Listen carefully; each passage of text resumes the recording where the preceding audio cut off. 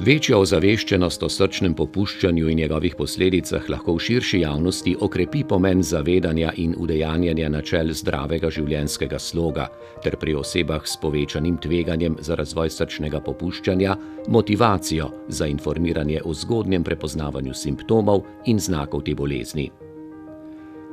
Da bi izboljšali znanje o srčnem popuščanju, so sodelavci Centra za zdravje in razvoj Murska Sobota in Splošne bolnišnice Murska Sobota o podpori Mestne občine Murska Sobota razvili program ozaveščanja in opolnomočenja ciljnih populacijskih skupin, sofinanciran z Ministrstva za zdravje Republike Slovenije.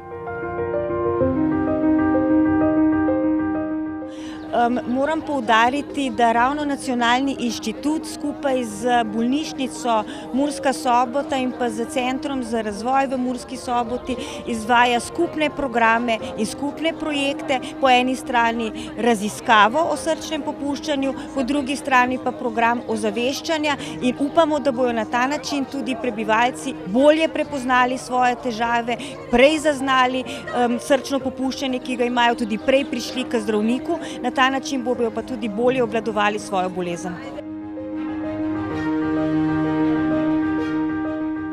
Zazdali smo si več ciljev. Prvo je seveda ozaveščati laično javnost o srčnem popuščanju, ampak ne samo laično javnosti, torej celo javnost, ker vemo, da je srčno popuščanje eno bolezensko stanje, o katerem ne vemo dovolj.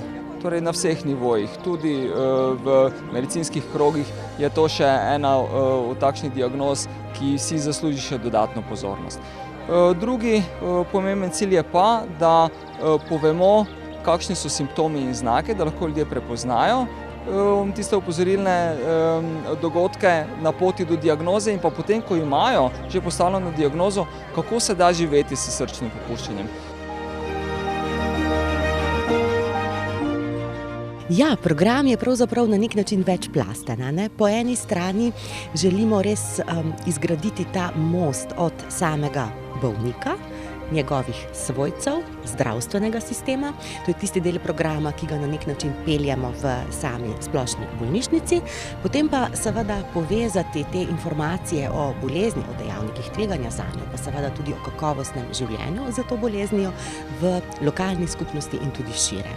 Tako kot smo danes na strokovnem srečanju zdravstvenih delavcev o samem srčnem popuščanju, ravno o pristopih k edukaciji, k zdravstveni vzgoji, o srčnem popuščanju že povedali, je pravzaprav ključno to, da o bolezni govorimo tako v laični javnosti, povečamo to neko ozaveščenost o njej, hkrati pa tudi informiramo zdravstvene delavce.